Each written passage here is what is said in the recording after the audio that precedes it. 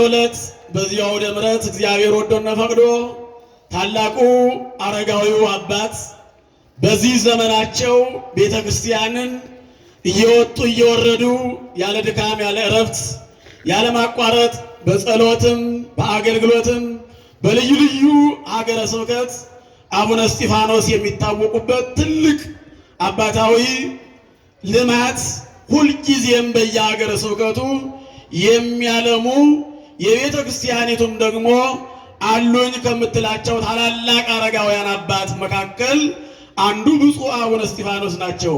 በመካከላችን ስለተገኙ እግዚአብሔር ይመስገን። እግዚአብሔርን አመስግኑ። ሌላው የምነግራችሁን ያጠር ያለ ጊዜ ነው የማስተምረው። ብፁዕ አባታችን ሳይባርኳችሁ ጸሎት ሳትቀበሉ በመስቀላቸው ሳትባረኩ ቃላቸውንም ሳትሰሙ እንዳትሄዱ። የሚያልፍ ሽማግሌ አይርገምህ፣ የሚያልፍ ዝናብ አይምታ፣ የሚሞት ሽማግሌም ደግሞ እንዳይረግም ተጠንቀቅ ይላል። የኔን አባት ቃል መስማት፣ ቡራኬ መቀበል፣ ድምፃቸውን መስማት፣ ገጻቸውን ማየት ታላቅ ጸጋ ነውና አባታችንን እንድንሰማቸው መልእክት አላቸው፣ ትምህርት አላቸው፣ በረከት አላቸው። ቅድም ክቡር አባታችን መላከ ሰላም አምደ ወርቅ ነግረውናል። አሁንም ይህን አጸናለሁ ማለት ነው። እምሄደው ወደ ትምህርቱ ነው። የሚያስተምረን የሚመክረን እግዚአብሔር አምላክ ነውና አስተዋይ ልቡና፣ ሰሚ ሕሊና፣ የማይዘነጋ ሕሊና መድኃኔዓለም ያድለን። በመግቢያዬ ያልኩት ቃል ነው። ሐዋርያው ብርሃነ ዓለም ቅዱስ ጳውሎስ ለዕብራውያን ወይም ለእስራኤል ዘሥጋ ለእስራኤል በጻፈው መልእክቱ ላይ ምዕራፍ 1 ከቁጥር 2 ላይ ከ1 እስከ 2 እስከ 3 ስታነቡ ቃሉን ታገኙታላችሁ። አስቀድሞ ከጥንት ጀምሮ ለአባቶቻችን በብዙ ነገር በብዙ ትንቢት በብዙ ምስጢር ነገራቸው፣ ገለጠላቸው፣ ምስጢር ገለጠላቸው፣ ትምህርት አስተማራቸው፣ ምሳሌውን አሳያቸው ይላል። ወለነሰ በዳህሪ መዋዕል ነገረነ በወልዱ፣ ለእኛ ግን በኋለኛው ዘመን በልጁ ነገረን ይላል። ይህን ቃል ትሉላላችሁላችሁ። ለእኛ ግን በሉ በኋለኛው ዘመን በልጁ ነገረን፣ በልጁ አስተማረን፣ በልጁ ገለጠልን። በዚህ ኃይለ ቃል ነው የምንማማረው።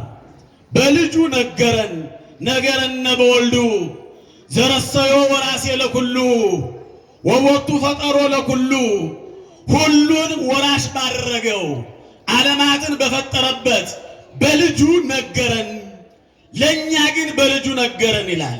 በአዲስ ኪዳን ላለን ክርስቲያኖች በክርስቶስ ክርስቲያን ተብለን ሥጋውን በልተን ደሙን ጠጥተን መስቀል ተሳልመን ወንጌል ተምረን ንስሐ ገብተን ለምንኖር ሰዎች በልጁ ነገረን ይላል። በማን ነገረን?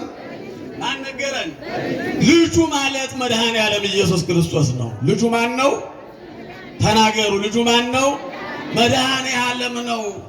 ቅድመ ዓለም ከአባቱ ባሕሪ ዘእምባሕሪ አካል ዘእምአካል የተወለደ ድኅረ ዓለም ከቅድስት ድንግል ማርያም በአጭር ቁመት በጠባብ ደረት ተወስኖ 9 ወር ከ5 ቀን በማኅፀኗ ቆይቶ ተወልዶ በቤተልሔም ተወልዶ ዓለምን ያዳነበት ልጁ ስለሆነ በልጁ ነገረን ይላል። አስቀድሞ ግን በነቢያት ነገረን። የቀድሞ በነቢያት ነበረ። ነቢያት የሚባሉት እግዚአብሔር ምስጢር የገለጠላቸው እስመ በአንጽሖ መንፈስ ርእይዎ ነቢያት ለእግዚአብሔር፣ ልቡናቸውን ንጹሕ አድርገው ሕሊናቸውን ንጹሕ አድርገው ከእግዚአብሔር ጋር የተነጋገሩ ናቸው። ነቢያት የሚባሉት ቅድመ ልደተ ክርስቶስ የነበሩት ክርስቶስ ከመወለዱ አስቀድሞ የነበሩ ሰዎች የእግዚአብሔር ወዳጆች ምስጢር የገለጠላቸው ከመላእክት ጋር ከእግዚአብሔር ጋር የተነጋገሩት እነሱ ነቢያት ይባላሉ። ማን ይባላሉ? ተናገሩ እስኪ። ጾሙም ጾመ ነቢያት ይባላል። ያሁኑ ጾም የማን ጾም ይባላል? የነቢያት በሉ እስኪ። ጾም ጾመ ነቢያት። ነቢያት ጾመዋል፣ ነቢያት ጸልየዋል፣ ነቢያት ከእግዚአብሔር ጋር እግዚአብሔርን ጠይቀዋል። እግዚአብሔርን ደግሞ መላእክትን እየላከ አስቀድሞ ምስጢሩን ለመላእክት እየገለጠ መላእክት ደግሞ ለነቢያት ይወርዳል ይወለዳል ብለው ለነቢያት ነግረዋቸዋል። ነቢያት ደግሞ መጻሕፍት ጽፈዋል። ነቢያት ማለት መና የወረደላቸው፣ ደመና የተጋረደላቸው፣ ባሕር የተከፈለላቸው መጻሕፍትን የጻፉ ናቸው። ነቢያትን የተቀበለ በሙሉ የነቢያትን ዋጋ ያገኛል። እንደ ነቢዩ የጾመ እንደ ነቢዩ የጸለየ ቢኖር የነቢዩን ዋጋ ያገኛል ብሎ በማይሻር ቃሉ ነግሮናል። የነቢያት አምላክ እኛንም ሁላችንም በረድኤቱ ይጎብኘን። አስቀድሞ ለነቢያት በምሳሌ በቅኔ በሰምና በወርቅ አስተምሯቸዋል። በኋለኛው ዘመን ግን በልጁ ነግሮናል። በማን ነግሮናል? አቤት በልጁ ነግሮናል። የሚገርም ነው። ከነቢያት ከደጋጎቹ ከነ አብርሃም ከነ ሙሴ በላይ ለሙሴ እግዚአብሔር ወዳጁ ነው። ሙሴን ቃል በቃል አናግሮታል። የቃል ኪዳኑን ታቦት ሰጥቶታል። 40 መዓልት 40 ሌሊት በደብረ ሲና ሲጾም ሙሴን እግዚአብሔር አናግሮታል። ያናገረው ግን ቃል በቃል በምሳሌ በሐመልማሉ በነበልባሉ መካከል ሆኖ አናግሮታል። በልጁ የነገረን ግን ለኛ ነው። ምን ብሎ ነገረን? በልጁ እንዴት ብሎ ነገረን? እግዚአብሔር ፈነወ ወልዶ ዋሕደ ወተወልደ እምብእሲት ቀጠሮ በደረሰ ጊዜ ይላል ብርሃነ ዓለም ቅዱስ ጳውሎስ ለገላትያ ሰዎች በጻፈው መልእክቱ ምዕራፍ 4 ቁጥር 4 ላይ ቀጠሮው ሲደርስ ተቀዳሚ ተከታይ የሌለው ልጁን ወደዚህ ዓለም ላከው። እንዲወርድ እንዲወለድ እንዲሰቀል እንዲራብ እንዲጠማ እንዲገረፍ ነገረን። ላከው ወደዚህ ዓለም ይላል። በልጁ ምን ብሎ ነገረን? የዮሐንስ ወንጌል ምዕራፍ 13 ቁጥር 34 ላይ እንዲህ ይላል፣ እርስ በርሳችሁ ተፋቀሩ። እርስ በርሳችሁ ምን በሉ? ተናገሩ እስኪ። ይሄ ነው የነገረን። መድኃኔዓለም የነገረን የእኔ ደቀ መዛሙርት ከሆናችሁ እኔ የምለውን የምትሰሙ የማዝዘውን የምትፈጽሙ ከሆነ እርስ በርሳችሁ ተፋቀሩ። አሁን ተፋቀሩ ያለውን እኛ ቀይረነዋል። ተገዳደሉ፣ እርስ በርሳችሁ ተበላሉ አልተባልንም። የነገረን እርስ በርሳችን እንድንዋደድ፣ እርስ በርሳችን ሰላም እንድንሆን፣ ጥላቻን እናስወግድ፣ በሰላም ውለን በሰላም አድረን በሰላም ሰርተን በፍቅር እንድንኖር ነው መድኃኔዓለም የነገረን። መድኃኔዓለም የፍቅር አምላክ ፍቅሩን ያውርድልን። አዎ በልጁ የነገረን፣ በልጁ የታረቀን፣ በልጁ ወደዚህ ዓለም መጥቶ የተበተነውን የሰበሰበን፣ ጨለማውን ያራቀልን፣ ዲያብሎስን ያስወገደልን፣ በመስቀል ላይ ተሰቅሎ የሥጋን መርገም የነፍስን መርገም የመቃብርን ሙስና መፍረስ መበስበስ አስወግዶ እናንተም የዘላለም ሕይወት አላችሁ ብሎ ነግሮናል። ዘያምን በወልድ ቦ ሕይወት ዘላለም፣ በልጁ ያመነ የዘላለም ሕይወት አለው ብሏል። የነገረን ነው። ሥጋዬን የበላ ደሜን የጠጣ የዘላለም ሕይወት አለው ብሎ ነግሮናል። ክርስቲያኖች ከዚህ ከዘላለም ሕይወት ፈቀቅ እንዳንል እግዚአብሔር አስተዋይ አእምሮ ያድለን። በልጁ የነገረን ብዙ ነው። ተጣልተን እንድንታረቅ ልጁ ነግሮናል። ስትጸልዩ ጸሎታችሁ እንደ ግብዞች እንዳይሆን፣ ስትጾሙ ጾማችሁ እንደ ግብዞች እንዳይሆን፣ ጾማችሁን እግዚአብሔር የሚያየው ዋጋ የሚያሰጥ ከእግዚአብሔር ጋር የሚያገናኝ መሰላል የሚሆን እንዲሆን ልጁ ነግሮናል። ክርስቲያኖች ነገር ግን እኛ ፈቀቅ ብለናል። ዕፀ በለሱን የቆረጠው የሔዋን እጅ ነው። በችንካር የተወጋው ግን የመድኃኔዓለም እጅ ነው። አዎ በለሱን የቆረጠው በለሱን ያደማው ሰዎች ናቸው፣ የቀደሙ ሰዎች ናቸው። ለእኛ ብሎ የደማ ጎኑን የተወጋ እጅ እግሩን የታሰረ እርቃኑን የተሰቀለ መድኃኔዓለም ነው ለእኛ የነገረን። ክርስቲያኖች ልብ በሉ። ዕፀ በለሱን ቆጽለ በለሱን ቆርጦ የቀመሰ የሰው አንደበት ነው። ለእኛ ብሎ መራራ ሐሞትን የቀመሰው ደግሞ መድኃኔዓለም ክርስቶስ ነው። በዚህ ነገረን ስንል ዲያብሎስ እንደተሻረ፣ ገነት እንደተከፈተ፣ የሰው ልጅ እንደዳነ፣ ወድቆ የነበረው ተነስቷል ብሎ የነገረን ያስታረቀን የታረቀን ራሱ መስዋዕቱ ነው የነገረን መድኃኔዓለም ክርስቶስ ነው። ከዚህ አምላክ አይለየን። አዎ ወለነሰ ነገረነ በወልዱ ዘረሰዮ ወራሴ ለኩሉ ራሱን መስዋዕት አድርጎ ራሱን በመስቀል ላይ ሰቅሎ ሥጋዬን ብሉ ደሜን ጠጡ ብሎ የነገረን ልጁ መድኃኔዓለም ክርስቶስ ነው። ከዚህ ዓለም ባለጸጋ የተለየ ነው መድኃኔዓለም። የዚህ ዓለም ባለጸጋ እንጀራ እንድንበላለት የተለያየ መጠጥ እንድንጠጣለት ይጋብዛል። ከልብስ ልብስ መርጦ ያለብሳል። ሥጋዬን ብሉ ደሜን ጠጡ ብሎ ግን የተናገረ ሌላ ሰው አለ? እንዴት አለ? ክርስቲያኖች ሥጋዬን ብሉ ደሜን ጠጡ ብሎ የነገረን ማን ነው? ያበላን ማን ነው? ያጠጣን ማን ነው? አመስግኑት ይህን አምላክ በእውነት።